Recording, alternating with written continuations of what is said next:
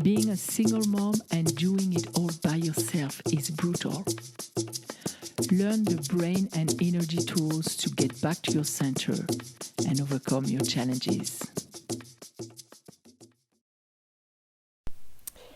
Welcome to Single and Doing It All. This is your host, Muriel Felous, helping you here with learning tools, tips, and processes to avoid the negative emotions that keep you from really co-parenting with the universe and your infinite wisdom. Today, we are going to talk about the law of attraction. And I must say that I'm really, really happy that it's becoming more and more mainstream. We have, I don't remember what year it was that The Secret came out, but it's quite, I think it was 2006, 2007, something like that. So it's a long time. Since then, we hear about the law of attraction here and there.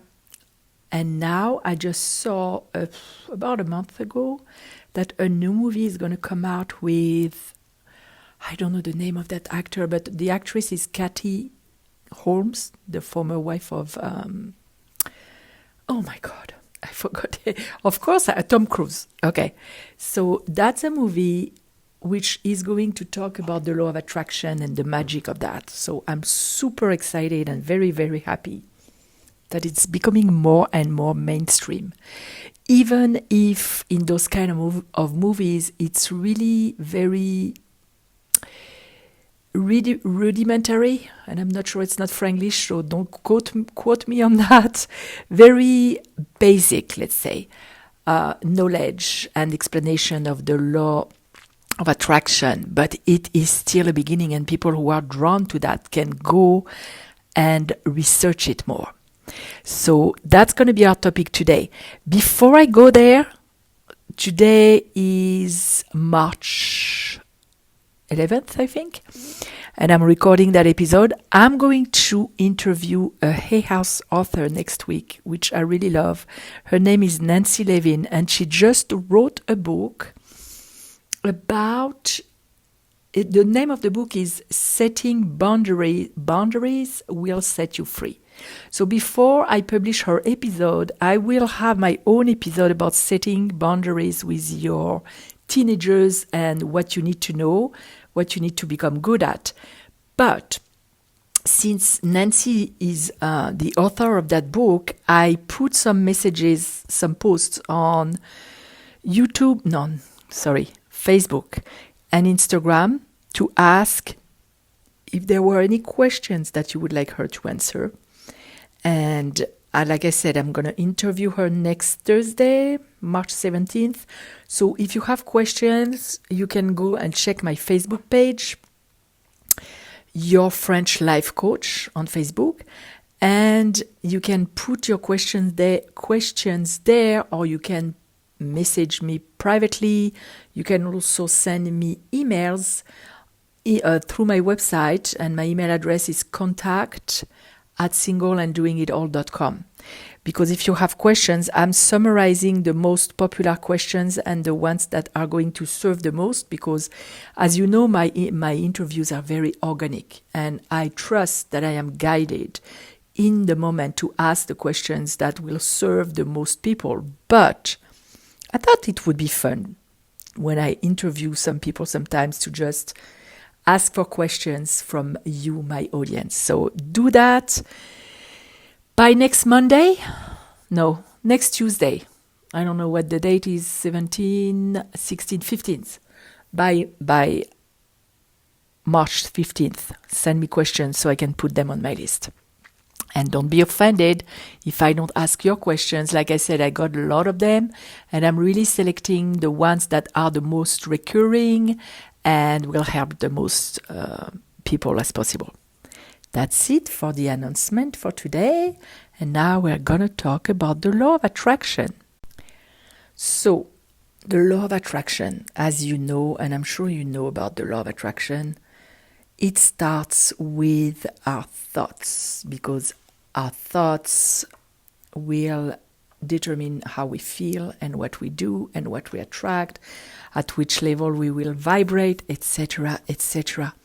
So today I would like to talk about the top three myths about mastering your thoughts, because this is something that I'm working personally with some clients on recently.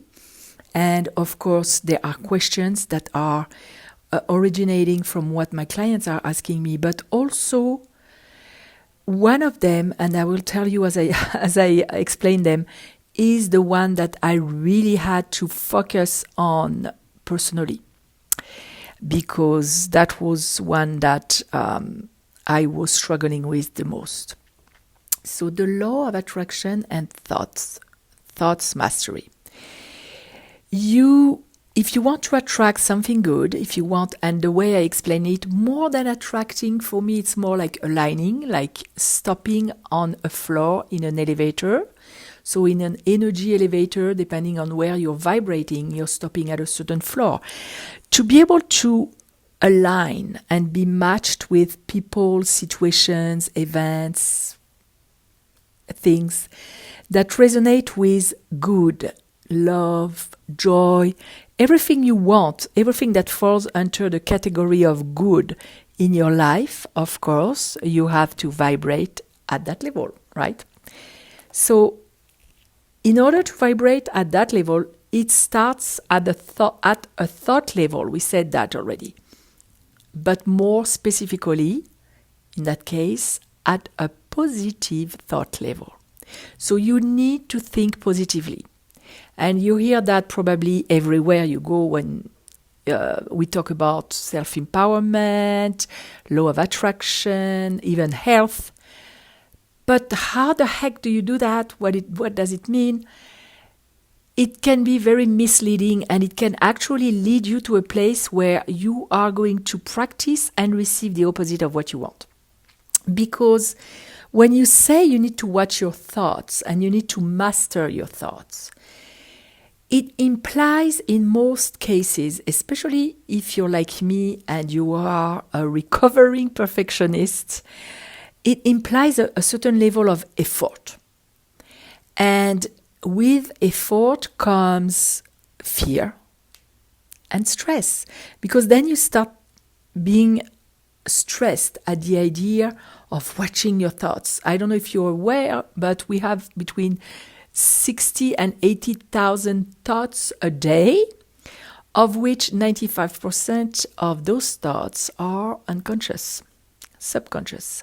So it's huge, like a gigantic task to have to monitor and master your thoughts. So the way to approach it, in my opinion, is not to be too serious with it, not to be too obsessed and fearful every time you have a thought. Because the marvel of our brain is that, the marvelous thing is that our brain is a wonderful machine, as I always say. It's a magnificent machine. When you give it an order, when you give it a target, and especially if you repeat that order several times a day, it will deliver. Because it is already delivering without you realizing. So, give your brain an order of making you aware of your negative thoughts. Start affirming, I'm becoming more and more aware of my negative thoughts, and I let them go as I go. That way it's not too serious. And when you get a thought, you can say, hooray, hallelujah, I caught it. Now, time to go, bye thought. Because at the end of it, it's only a thought. And it doesn't have a magic power over you. It's only a thought. It's not you. It's not a part of you. And the thing you need to focus on is feeling. So if mastering your thoughts trigger a feeling that is negative in your body, guess what? You're going to vibrate at the level of stress, fear, anxiety, negative emotions, and you're going to be matched with that in your day-to-day life. So it defies the purpose of why you want to become a master of your thoughts. So take it as a game. You know what? At the beginning, when I started doing that myself, I was very surprised because I've been coaching myself for years and I thought I was on top of my thoughts. But when I really, really started working with my thoughts, oh my God, you will be horrified at the beginning from the number of negative thoughts that you have per day. But make it a game. Try to spot as many as you can. And if you want, count them. And reward yourself for spotting them. I don't know, buy yourself a Starbucks or, I don't know, Starbucks is not really the answer. Buy yourself a beautiful bracelet every time you spot like 200 thoughts and don't put a time limit on it.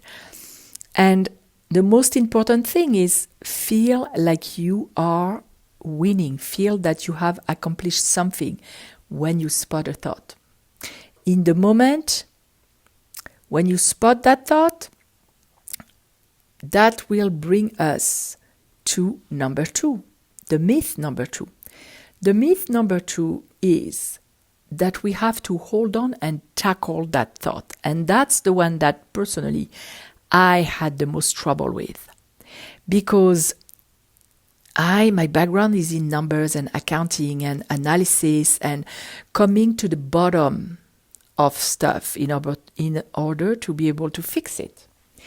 And no one ever told me, and probably no one ever told you, that you don't have to hold on to the thought. As I always compare that to holding on, to the ski toe. And if you don't ski, it's a bar that you kind of stand up. You don't really sit. There is a ball where you lean a little bit your bottom on the ball. But the most thing that you do is to hold on the bar, and it brings you up the mountain, up the slope, in order for you to go down skiing and up and down. So don't hold on to that thought like you would hold on to a ski toe or to the reins of a horse, because that will only bring you deeper and deeper and deeper into the negative. Don't try to analyze it, dismantle it. If you want to work with your past, you do that. Let's say you allocate an hour a day or an hour a week. You work with a friend, with a coach, with a program. But keep it to that hour a week. And sometimes it's not even necessary to tackle and analyze to let things go and change your life. In a lot of cases. Don't try to get to the bottom of it. Just let it go. Like I always say, my acronym for that process is ADD. Become ADD with your thoughts. Acknowledge that it's a negative thought. Discard the thought. Let go. Open your hand. Even you can, at the beginning, to really anchor that in your brain, you can even imagine that you're grabbing the thought and open your hand and dump it in the trash. I personally, when I want to let go of stuff, I grab the energy of that thing and dump it in a vortex of energy that I visualize. It takes me a few seconds.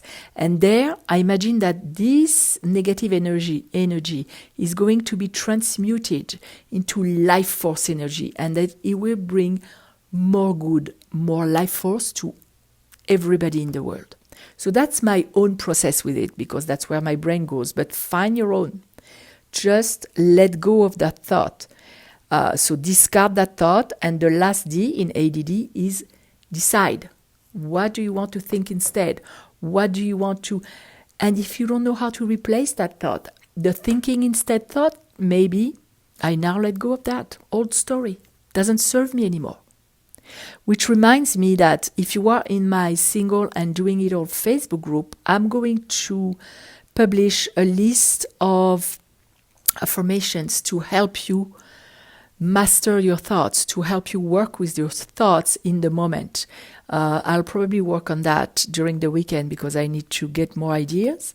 I would like ideally to have between 10 and 20 affirmations to help people come with affirmations, So if there is something you're struggling with and you would like me to help you create an affirmation for at the level of thought, just go in the group, join the group. And to join, you have to be a single, not even, you have to be a parent. Because I have people in there who are not single, but they're parents. I have people in there who are not moms, but they're dads. So be authentic with it, because I'm pretty tough about accepting people in that group. I don't want any predators. I have many people on a daily basis who want to join, and I know they're predators who target the single people to, take advantage of them. So I'm very careful. Of course, always be careful yourself. Don't give any personal information. Yesterday, I posted something on my Facebook, and there is a lady that thought it was okay to answer people's answer on my Facebook post and to message them privately to sell, not even sell, propose a 30-minute complimentary coaching call. This is not okay, and I hope she will succeed in her business. But frankly, when people do that to me on Facebook, I unfriend them and I block them, because it's extremely rude to propose stuff when people don't ask, unless you're in a group and you expressed your interest for something. Like if you're in my group and let's say I have a free class coming on, I'll let you know because you expressed your interest by being in the group. But if you are just on my page, I don't usually do that. So be careful. Join the group, answer the questions. I have 2 questions there, and you'll have access to that list of affirmations. So once you are practicing thought mastery with fun, once you know you don't have to hold on to a thought, but you can just let it go, be very light. That's a thing that I had a hard time doing myself because I'm a Capricorn. I'm an overachiever. I'm an over worker, if you want. And I used to take things very seriously. I had to learn to lighten up. So lighten up, make it like a game. Anyway, I've heard it many times, and the most recent time that I heard it was from Michael Beckwith, the founder of the Agape Center in Los Angeles, who has been teaching energy and law of attraction for years. And he was saying that a positive thought is 100 times more potent, more stronger, more powerful than a negative one. And I think it's the same in positive psychology. I will have to refresh my knowledge on that. I'm going to come up with episodes on positive psychology and a tool that you'll get for free that is amazing, that I'm using myself every single day. But I digress. Let's go back to our myth. So myth number 1, no effort. Myth number 2, don't hold on to the thought. Myth number 3, where I also was struggling a little bit more, and I have people around me, people who usually work in analysis, some kind of profession where they need to go to the bottom of things and treat the problem, struggle with too, is expecting that because you master your thoughts, you won't have any more negative thoughts. That's a big myth. And you can trap yourself really, really well if you start practicing that thought. I call that thinking in black and white, either or, putting a check mark and I'm done with it. Life is not like that. Life will have you visit the same situation several times. Have you ever thought that you healed a problem in your relationships, in your life, in yourself, in your relationship with yourself, and again you see that same issue rising up?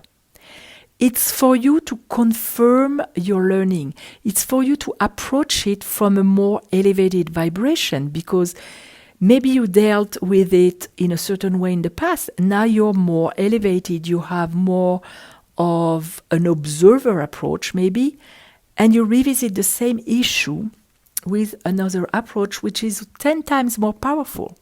When that happens to me, first of all, I congratulate myself for having evolved, which is really, really cool. I always say we life becomes easier and easier in a way, not because of what happens, but because of the way we approach it, like better and better when you work on yourself. So I'm really happy about that. I congratulate myself for the growth, and I celebrate the fact that I bounce back faster.